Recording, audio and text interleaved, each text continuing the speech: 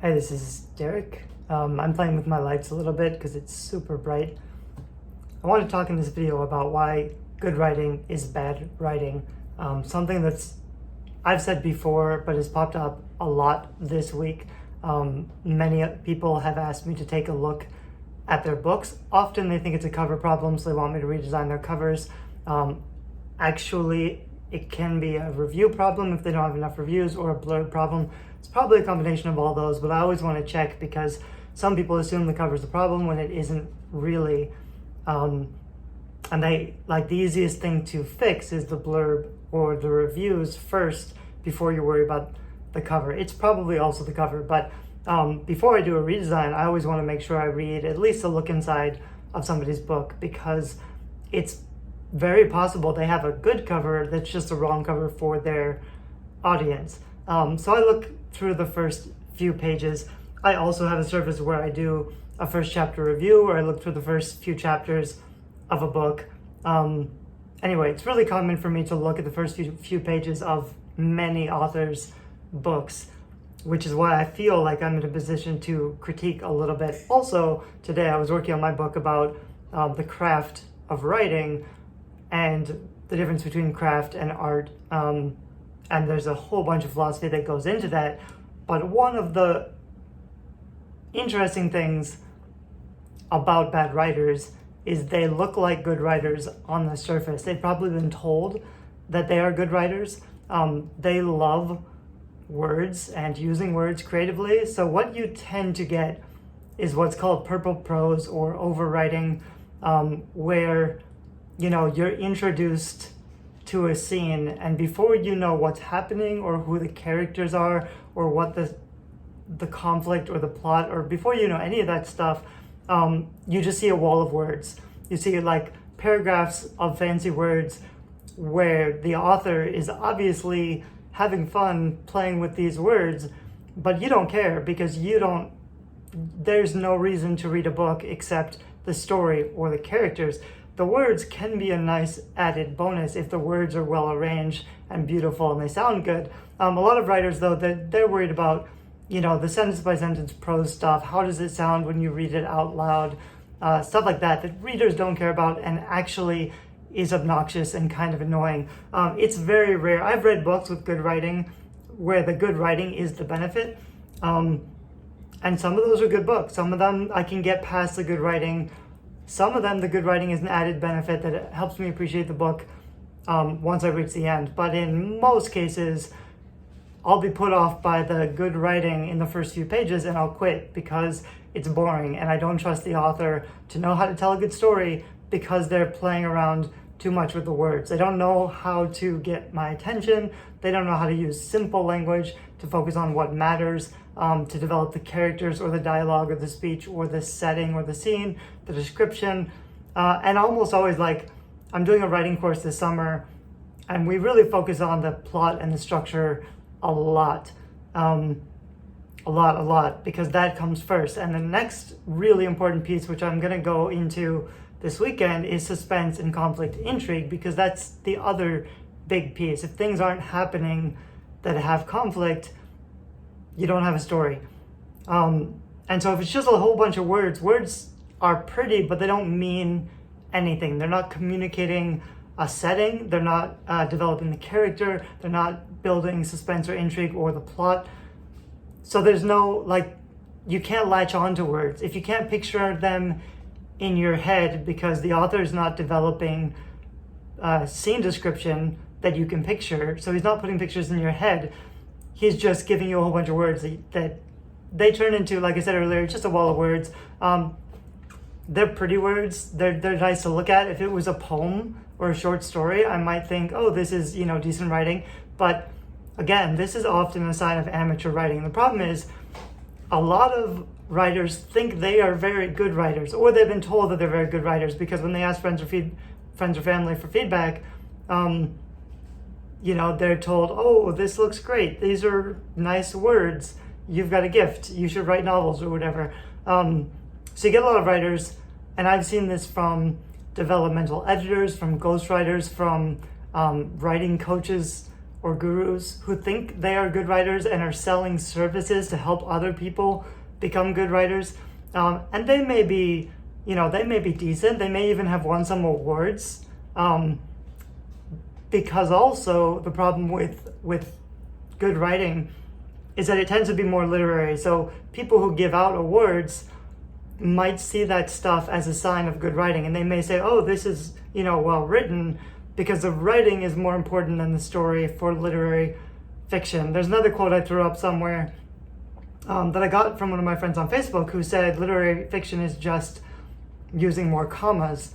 And I wrote something somewhere about that idea of literary fiction is authors using more commas, because a comma is a pause to tell readers to slow down and pay attention to the word. So it's like, here's a pretty word, comma, slow down and savor this pretty word that I've chosen for you.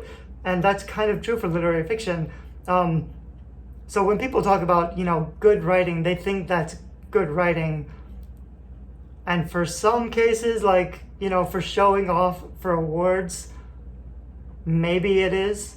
But for books that sell, for books that readers enjoy reading, for what people call commercial fiction or popular fiction, terms I don't really like, because that immediately gets into books that sell, and a lot of writers get their hackles up because they don't care about the money, they don't care about writing for rewards, they are writing for the art. That's why my book really focuses on art versus craft. And my main point is that good books are books that people actually read, and you can get there deliberately by learning the craft. Art is something that maybe can't be taught. Craft is something that can be definitely taught. And good writers generally are proficient at art and craft.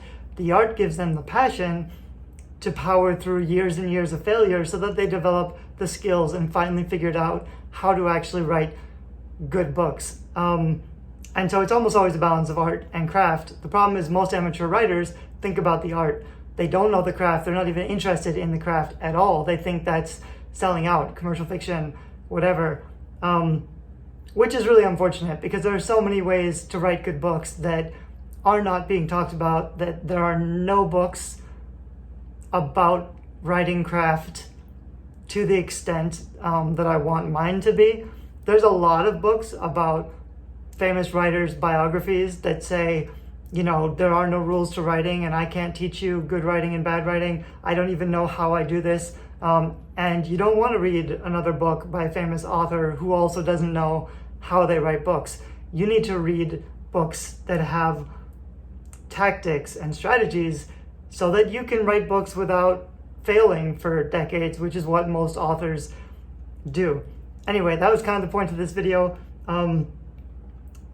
I wanted to mention it because a lot of amateur writers think that it's a sign of good writing, and they may even strive to be better writers by improving that side of their prose, I suppose. They may even look up to writers who are in positions of authority or power in the publishing space, who might have won some awards, who might have published some books traditionally, but they don't actually know how they do what they do, and they may not actually even be good writers.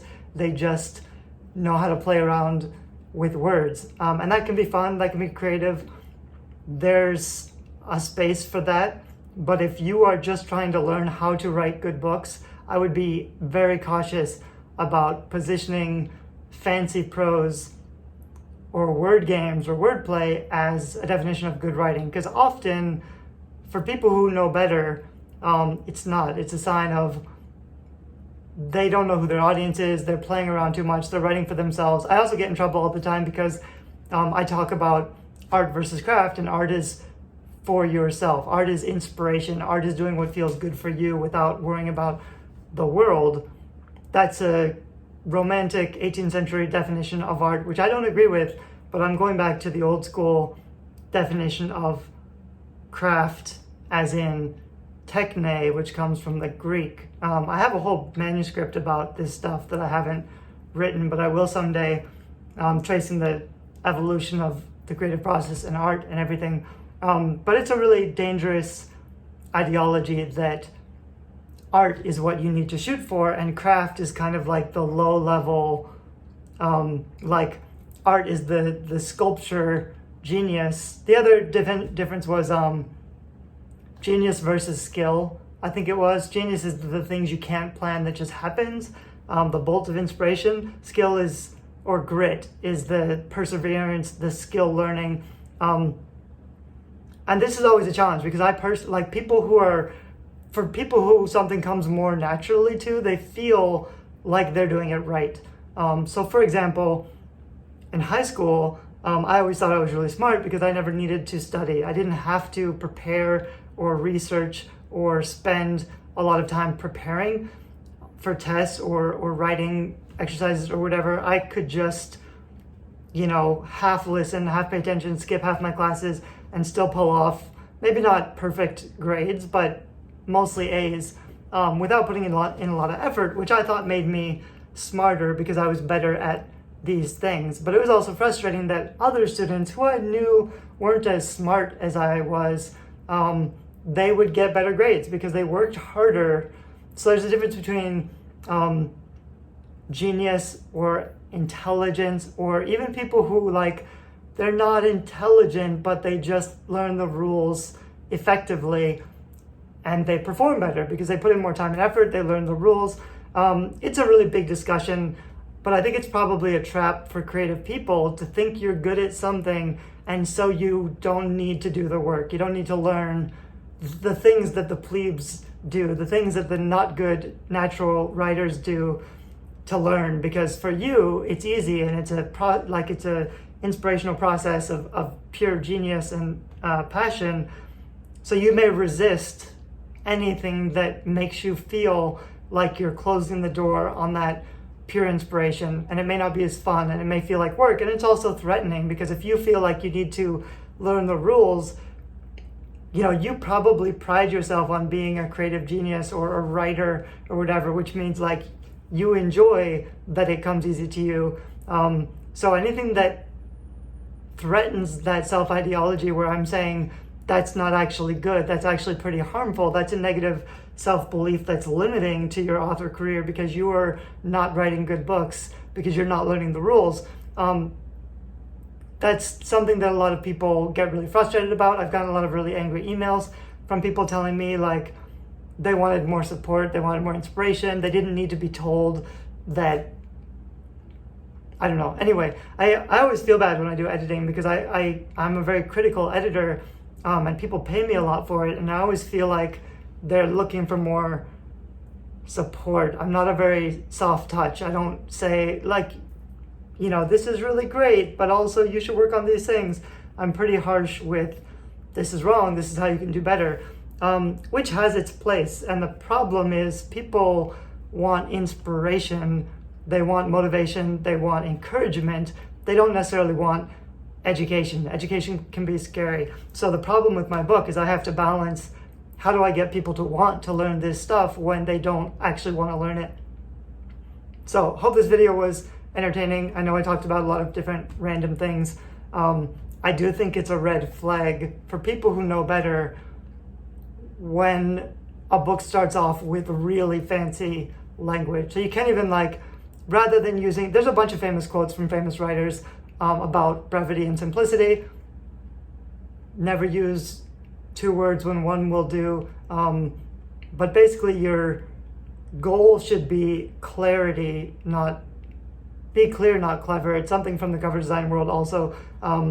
But clarity, you need to focus on removing all the big words. I think Hemingway said never use a big word when a smaller one will do, but Hemingway is a really brief writer. So there are different kinds of writing styles, and there are definitely examples of very polished, very beautiful. I love 18th century prose writing because it's just gorgeous writing, but it's so difficult to read. So even though I love it, I wouldn't use it to write a book because I don't want to make things harder for my readers. I want my readers to be able to read and enjoy my book without having to work through it. And that's also the big difference between literary and literary and commercial fiction. There's got to be a better word. I'll try to think of a better one, because I don't think commercial hits the right notes. When people talk about creative fiction, they're usually talking about literary fiction. When people talk about commercial fiction, they're usually talking about like there's a judgment. There's a inherent commercial fiction is low level, poor quality writing, and I don't think that's true at all. I think commercial fiction, it's authors who know how to write books on purpose, and they do it deliberately, and they know what the process is. Doesn't necessarily mean it's easier, doesn't mean that they're all going to be writing the same kind of books, but it's a much more effective way of writing a good book that people can actually enjoy than the artistic path, which is a failed model for the vast majority of authors in existence. 99% of authors are never successful because they're writing objectively bad books, but they're using the writing advice that everybody gives, which is follow your passion and focus on the art and don't worry about the money. I keep getting off topic, but I was gonna say the difference between literary and commercial fiction is that literary fiction is hard to read.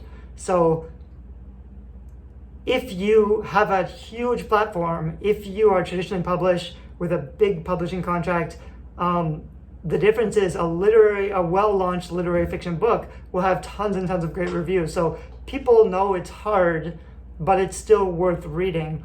But they're gonna need more social proof to read that book because it's hard. So they're gonna give up really fast or really easily if they don't think it's worth the effort. With most indie published or commercial fiction books, you've got a few pages and it was $2.99, $4.99. If they're not hooked, if they don't think this is going to be a good read, they will quit. There's no incentive for sticking with a book that's hard to read because people don't read books that are hard. At least most people who actually read books, what are called whale readers, who consume lots of media, they're reading for entertainment. They will often put down a book that's hard to read. They might come back to it later if reviews are good enough. Generally, the books that are hard to read can be more satisfying, but it also means you're limiting your audience because most people are going to quit. Most people are not the people who are reading books that are hard to read on purpose. Most people who buy books are reading books that they enjoy. Anyway, and so the problem with trying to self-publish a literary book, ignoring the fact that most purple prose is still bad writing and people who think they're writing literary fiction are still not writing good books. Ignoring that, if you write literary fiction, you're shooting for a much smaller audience and you're going to need so much more accolades, awards, social proof to convince those people, and your conversion's always going to be less because less people want to read that kind of challenging book. For literary fiction, you have to put in the work, and part of the reading experience is that you put in the work of reading literary fiction, and then you feel good about yourself because you finished it, and it's an accomplishment. You finish it, you understood it, you're part of the discussion of people who have read this really important book. That's part of the reward. That's a completely separate reading experience from guilty pleasures that you just read. And the truth is, you'll read 100 guilty pleasures, and maybe one book on your shelf that you think you should read, but every time you try to get into it, you put it down again because it's boring. So you just Google it and pretend to read it. That's kind of the difference. So I don't think it's a difference of quality. I don't think literary fiction is better quality than popular fiction. I also think that there's a production model of popular fiction which is implementable. You can learn it, you can implement it, you can see results and start writing better books faster. With literary fiction, all you've got is a bunch of vague notions of ideology that don't tell you how to actually write the book. So you get a bunch of people not following any rules, writing from their heart, and mostly writing crap. And they may think it's really good writing, and it might even be good writing, it's just bad story.